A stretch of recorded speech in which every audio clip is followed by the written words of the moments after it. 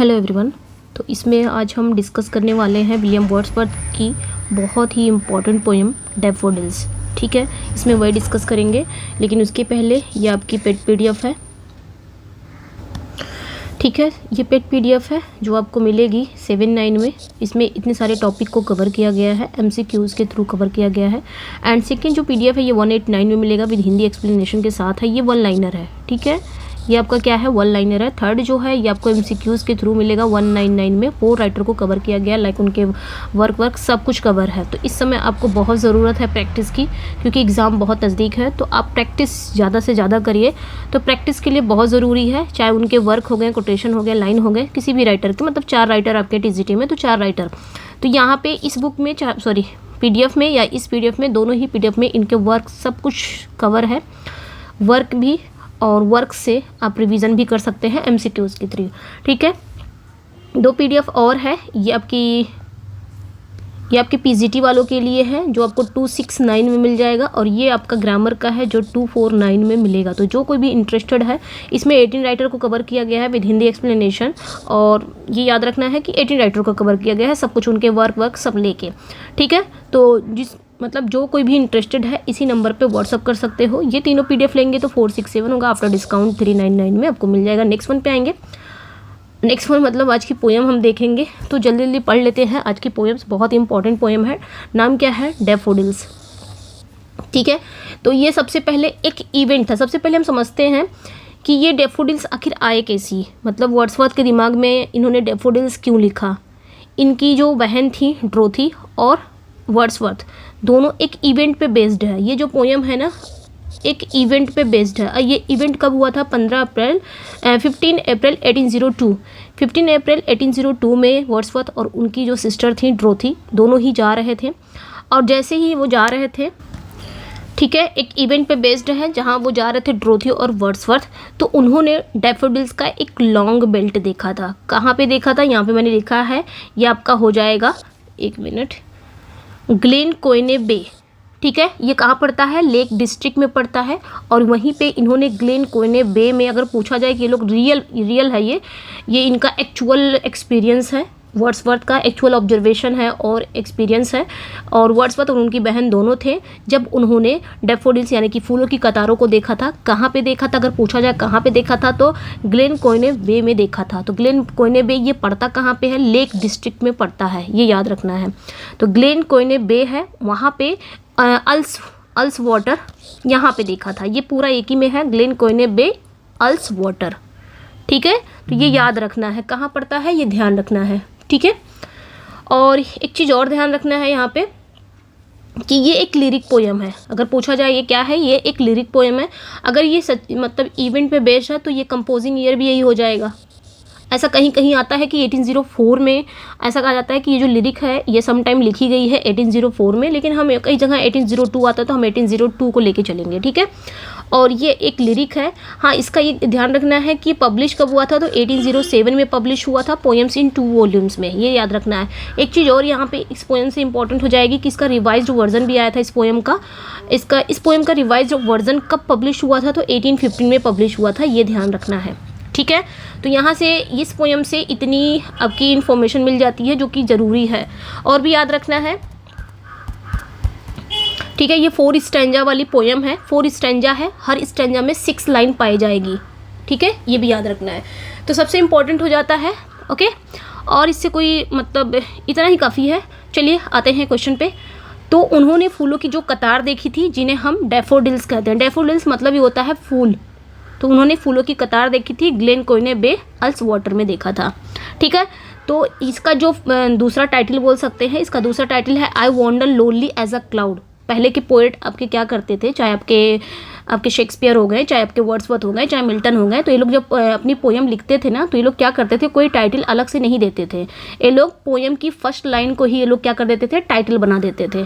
जैसे कि आप देख सकते हो ऑन हिज ब्लाइंडनेस, जो मिल्टन का ऑन हिज ब्लाइंडनेस है, उसकी पहली ही line when I consider how my light is spent, इसकी पहली ही लाइन क्या है, टाइटल है। उसी तरह डैफोडिल्स, ये वर्ड्सवर्थ की पोएम है, इसकी जो पहली लाइन है यही टाइटल बना दिया जाता था। ये भी याद रखना है। ठीक है, अब यहाँ पे क्या इंपॉर्टेंट हो जाएगा, तो इसको डैफोडिल्स के नाम से भी जाना जाता है, इसको ये भी I wander lonely as a cloud इस नाम से भी जाना जाता है, ये भी ध्यान रखना है। ओके, चलिए फिर अब स्टार्ट करते हैं पोएम को, हम जल्दी से पढ़ लेते हैं। पोएम में एक्चुअल में वर्ड्सवर्थ कह क्या रहे हैं, ये इनका एक्चुअल ऑब्जर्वेशन और एक्सपीरियंस है। ऐसा कहा जाता है कि ये जो पोएट हैं विलियम वर्ड्सवर्थ हैं, ये अकेले घूम रहे हैं like a patch of cloud, एक बादल, जिस तरह बादल घूमता रहता है बिना उद्देश्य के पहाड़ी के ऊपर और वेल्स के ऊपर, पहाड़ियों के ऊपर घूमता रहता है, वैसे वर्ड्सवर्थ भी क्या कर रहे हैं, घूम रहे हैं बादलों की तरह। और तभी वो एक लार्ज नंबर ऑफ डैफोडिल्स देखते हैं, मतलब फूलों की एक कतार को देखते हैं। कहाँ पे देखते हैं, by the side of Ullswater lake. ठीक है, ये मैं रियल बता रही हूँ, इसमें से नहीं बता रही हूँ। इसमें पूछा जा रहा है कि उन्होंने देखा कहाँ से, आखिर क्यों उन्होंने ये पोएम लिखी। तो उन्होंने सबसे पहले वो ऐसे ही घूम रहे थे, poet wander alone like a patch of cloud, ऐसे ही घूम रहे थे, तभी उन्होंने एक लार्ज नंबर ऑफ डैफोडिल्स देखा। कहाँ पे, by the side of the Ullswater lake. और ये फूल ऐसे लग रहे थे, दिस फ्लावर्स लुक लाइक, मतलब ये फूल ऐसे इनको लग रहे थे, तारों की तरह लग रहे थे, तारों की तरह ये शाइन कर रहे थे। जिस तरह तारे जो हैं आकाश गंगा में लगातार शाइन करते हैं, चमकते रहते हैं, वैसे ये फूल भी इनको लगातार चमकते हुए, शाइन करते हुए लग रहे थे। ठीक है, चलिए आते हैं क्वेश्चन मतलब पोएम पे। I wander lonely as a cloud that floats on high over vales and hills. इसकी एक लाइन बहुत इंपॉर्टेंट है। तो यहाँ पे क्या कह रहा है, I wander lonely as a cloud that floats on high over vales and hills. तो यहाँ पे जो पोएट्स हैं यानी कि हमारे वर्ड्सवर्थ हैं, वो क्या कह रहे हैं, पोएट्स खुद को यहाँ अकेले बादल की तरह महसूस करते हैं कि मैं अकेले बादल की तरह, यानी कि मैं ऐसे ही घूम रहा हूँ जैसे कि बादल घूम रहा है बिना उद्देश्य के। That floats on high over vales and hills, जो घाटी और पहाड़ियों के ऊपर तैरता रहता है। कौन, बादल। बादल कैसे चलता है, जैसे घाटी और पहाड़ी की तरह चलता रहता है, वैसे मैं भी बादल की तरह क्या कर रहा हूँ, अकेला महसूस कर रहा हूँ, घूम रहा हूँ। When all at once I saw crowd a host of golden daffodils। तभी इनकी लाइन, इस लाइन में क्या है, अगर पूछा जाए I wander lonely as a cloud, यहाँ पे तो सिमली है। कौन सा फिगर ऑफ स्पीच यहाँ पे यूज़ हुआ है, सिमली है। लेकिन इस लाइन में वर्ड्सवर्थ की उदासी और अकेलापन झलकता है। ठीक है, तो आगे क्या कहा जा रहा है, When all at once I saw crowd a host of golden daffodils। तभी मैं क्या देखता हूँ, तभी मैं एक भीड़ को देखता हूँ, एक क्राउड को देखता हूँ। ये क्राउड किसका रहता है, a host of golden daffodils, सुनहरे फूलों का। ठीक है, डैफोडिल फूलों के मैं एक झुंड पर मेरी नज़र पड़ती है, या एक क्राउड देखता हूँ। ये क्राउड किसका है, एक गोल्डन डैफोडिल्स का, एक सुनहरे फूलों का मैं एक झुंड देखता हूँ। ये फूल कहाँ पे थे, बिसाइड द लेक। ये फूल कहाँ थे, झील के किनारे थे। बीनीथ द ट्रीज, पेड़ों के नीचे उगे हुए थे। Fluttering and dancing in the bridge, और ये कैसा कर रहे थे, और ये हवा में, ब्रिज मतलब यहाँ पे हवा, और ये हवा में हिलकर ऐसे झूम रहे थे मानो वो डांस कर रहे हों। ठीक है, तो मतलब ये घूम रहे हैं बादल की तरह, मतलब ये यहाँ पे अपने आप को कंपैरिजन कर लिया कि जैसे बादल हिल्स के ऊपर, वेल्स के ऊपर, हिल्स के ऊपर, घाटियों और पहाड़ियों के ऊपर तैरता रहता है, वैसे मैं भी घूम रहा था। लेकिन तभी मेरी नज़र किस पे पड़ी, एक गोल्डन डैफोडिल्स पर, मतलब गोल्डन फूलों के एक कतारों पर पड़ी, जो कहाँ तक फैले हुए थे, जो लेक के नज़दीक थे, यानी कि झील के किनारे थे, पेड़ों के नीचे उगे हुए थे। और हवा चल रही थी, तो मानो ऐसा लग रहा था कि हवा में ये हिलकर ऐसे झूम रहे थे मानो ये क्या कर रहे हैं, डांस कर रहे हैं। ठीक है, नेक्स्ट पे आएंगे। अगली लाइन में क्या कह रहे हैं ये, अगले स्टेंजा में, continuous as the stars that shine and twinkle on the milky way. आगे क्या कह रहे हैं कि वो यहाँ पे जो आपका डैफोडिल्स है, फूलों की कतार है, उसकी कंपैरिजन किससे कह रहे हैं, मिल्की वे में जो स्टार्स होते हैं, मतलब मिल्की वे, आकाश गंगा में जो तारे हैं ना, जो लगातार ट्विंकल कर रहे हैं, शाइन कर रहे हैं, उसी तरह ये डैफोडिल्स भी हैं जो इतना चमक रहे हैं, इतना शाइन कर रहे हैं। They stretch in never ending line along the margin of bay. आगे क्या कह रहे हैं they stretch in never ending line, वो यहाँ तक, मतलब वो वहाँ तक फैले हुए थे, ऐसा लगता था ये कभी ख़त्म ही नहीं होंगे। नेवर एंडिंग लाइन, इनकी संख्या खत्म ही नहीं होने वाली है, ये अंतहीन लाइनों में फैले हुए हैं। ऐसा मतलब यहाँ पे फूल हैं वो वर्ड्सवर्थ को या पोएट्स को इतने अधिक लगे कि वो कह रहे हैं कि ये अंतहीन लाइनों में फैले हुए लगे, जो कभी ख़त्म नहीं होंगे। जहाँ तक उनकी नज़र जा रही थी वहाँ तक वो फूल फैले हुए थे, तो उनको लग रहा था कि ये कभी ख़त्म ही नहीं होंगे, ऐसा उनको लग रहा था। 10,000 I saw at a glance tossing their heads and sprightly dance।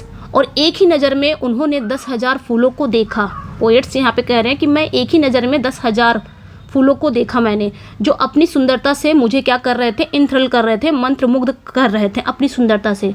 ये फूल मुझे ऐसे लग रहे थे जैसे वो अपनी खुशी में सर हिला रहे हों, टॉसिंग दियर हेड्स। ये क्या कर रहे थे, आपस में एक दूसरे के जैसे टॉसिंग कर रहे हों, अपने सर हिला रहे हों, एंड स्प्राइटली डांस, और नाच रहे हों। हम लोग को लगता नहीं है, जब आप देखोगे जो आपका सरसों का फूल होता है, जब हवा चलती है ऐसा लगता है कि आपस में ये लोग क्या कर रहे हैं, एक दूसरे से सर हिला रहे हैं, टॉस कर रहे हैं, और ऐसा लग रहा है डांस कर रहे हैं। तो ऐसे इनको भी लग रहा है। ये नेचर पोएट थे। अब ये नेचर को जितने गहराई से देख सकते हैं उतनी गहराई से हम नहीं देख सकते। ठीक है, आगे की स्टैंजा में ये क्या कह रहे हैं, थर्ड स्टैंजा आपका है, the waves beside them dance but they outdid the sparkling waves in glee. ठीक है, आगे क्या कह रहे हैं कि जो आपकी जो झील की लहरें हैं, the waves beside them dance, जो झील की लहरें हैं वो भी क्या कर रही हैं, डांस कर रही थी। But they outdid the sparkling waves in glee, लेकिन डैफोडिल के फूलों की खुशी इतनी ज़्यादा थी कि वह उन लहरों को भी मात दे रहे थे। मतलब इस हवा जो चल रही है, लहरें भी, जो झील की जो लहरें हैं वो भी डांस कर रही हैं, लेकिन जो डैफोडिल्स का जो डांस है, वो फूलों की जो खुशी मुझे इतनी ज़्यादा लग रही थी मानो वो लहरों को भी मात दे रहे थे। आगे क्या कह रहे हैं, a poet could not but be gay in such a jocund company. Jocund मतलब आनंददायक, खुशी। ठीक है, आगे क्या कह रहे हैं कि ये जो सीन, कोई भी अगर पोएट इस सीन को देख लेना, इस अद्भुत सीन को, अगर कोई भी पोएट इस अद्भुत सीन को देख रहा है तो उदास वो नहीं रह सकता, क्योंकि ये एक जोकंड कंपनी है, ये एक आनंददायक नज़ारा था। ये सीन मेरे लिए कैसा था, एक आनंददायक नज़ारा था। अगर कोई पोएट भी इस सीन को देख लेता है तो वो कभी उदास नहीं रह सकता। I gazed and gazed but little thought what wealth the show to me had brought. आगे की लाइन में वो क्या कह रहे हैं, जो पोएट्स हैं वो इस सीन को देखकर एकदम मंत्रमुग्ध होकर देखते रहे, मतलब उनको इंथ्रिल कर दिया वो सीन। लेकिन उस समय उन्हें ये नहीं समझ आया कि ये जो सीन है उनके लिए ना कितनी वेल्थ लेकर आया है। ठीक है, आई गेज्ड एंड गेज्ड, मैं देखता ही रह गया, निहारता ही रह गया वहाँ पे। What will the two show me had brought, मुझे ये नहीं समझ में आया, ये जो सीन है ना, मेरे सामने जो सीन है, ये मुझे कितना वेल्थ लेकर आया है। यहाँ पे वेल्थ की क्या बात हो रही है, यहाँ पे सोना चांदी की बात नहीं हो रही है, यहाँ पे एक भावनात्मक जो संपत्ति है, एक भावनात्मक खुशी है। उनको एक भावनात्मक संपत्ति मिल गया। जैसे हमको धन सोना चांदी मिल के बहुत खुशी होती है, हम उसको रख लेते हैं छुपा के, उसी तरह ये सीन भी है। ये सीन वर्ड्सवर्थ के लिए एक वेल्थ की तरह है। ठीक है, इसको भी वो क्या करेंगे, अपने दिमाग में, अपने मन में बैठा लेंगे। ठीक है, आगे की लाइन देखेंगे, आखिरी लास्ट स्टैंजा है, for oft when my couch I lie in vacant and pensive mood. आगे क्या कह रहे हैं, यहाँ पे वर्ड्सवर्थ कहते हैं, पोएट कहते हैं, जब भी वो अकेले होते हैं या वेकेंट मतलब खाली मन में, और पेंसिव मूड मतलब खाली दिमाग या पेंसिव विचारशील मन स्थिति में होते हैं। जब मैं अपने काउच पर लेटता हूँ और जब मैं खाली दिमाग पेंसिव मूड में होता हूँ, एकदम मन स्थिति में होता हूँ, विचारशील स्थिति में होता हूँ, दे flash upon that inward I which is the bliss of solitude. आगे क्या कहते हैं, मैं अपने बिस्तर पर लेटता हूँ, यहाँ पे वही काउच, यहाँ पे बिस्तर बोल लो, कि जैसे ही मैं अपने काउच पर लेटता हूँ और जब मैं वेकेंट एंड पेंसिव मूड में होता हूँ, विचारशील और खाली दिमाग में होता हूँ, तो मैं ये सीन को क्या कर रहा हूँ, दे फ्लैश अपॉन द इनवर्ड आई, ये जो सीन है मेरी यादों में आ जाते हैं, which is the bliss of solitude. जो मुझे क्या कर, ये सीन को याद करके मुझे एक ब्लिस ऑफ सॉलिट्यूड मतलब होता है आंतरिक खुशी।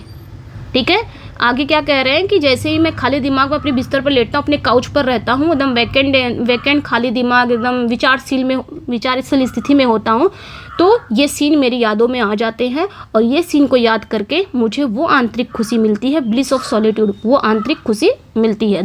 And then my heart with pleasure fills and dance with the daffodils, और फिर मेरी आत्मा जो है वो खुशी से भर जाती है और फिर से डैफोडिल के साथ मैं डांस करने लग जाता हूँ। मतलब वही सीन को वो अपने दिमाग में याद करने लग जाते हैं, जैसे डैफोडिल्स डांस कर रहे थे वैसे इनका भी मन खुशी से भर जाता है जब उस सीन को याद करते हैं, भले ही वो क्या है, केवल उनकी कल्पना में ही क्यों ना हो, वो उनको सिर्फ डैफोडिल्स को याद कर रहे हैं। ठीक है, समझ में आ गया होगा। ठीक है, ऐसा होता नहीं हमारे लाइफ में बहुत सारे ऐसे सीन्स हैं, हम क्या करते हैं अपनी यादों में बसा लेते हैं, हमारे साथ कुछ अच्छा बीता हुआ तो हम अपनी यादों में बसा लेंगे, फिर जब हम खाली दिमाग में रहेंगे तो उसको याद करते रहेंगे, कितना मज़ा आता है, कितना खुशी मिलती है। उसी तरह वर्ड्सवर्थ को भी ये फूलों का जो नज़ारा था, जो सीन था, वो अपने दिमाग में बैठा लिए, एक वेल्थ की तरह उनको मिला था, अपने दिमाग में बैठा लिए, और जब वो खाली दिमाग में होते थे, अपने बिस्तर पर लेटते थे तो आंखें बंद कर देते तो वही सीन क्या था, उनके सामने आ जाता था। और जब आता था तो वो ब्लिस ऑफ सॉलिट्यूड, यानी कि उनका जो दिल था, उनको एक आंतरिक खुशी मिलती थी, उनकी आत्मा खुशी से भर जाती थी, और फिर से जैसे डैफोडिल्स वो डांस कर रहे हैं वो भी डांस करने लग जाते थे, भले ही उनके इमेजिनेशन में हो। तो यही थी पोयम, बहुत छोटी सी पोयम थी। कैसा लगा अपना फीडबैक ज़रूर दीजिएगा, और समझ में आया तो बताइएगा। ओके, चलिए फिर मिलते हैं नेक्स्ट वीडियो में, यहीं पे एंड कर देते हैं, मिलते हैं नेक्स्ट वीडियो में। Thank you for watching, bye bye.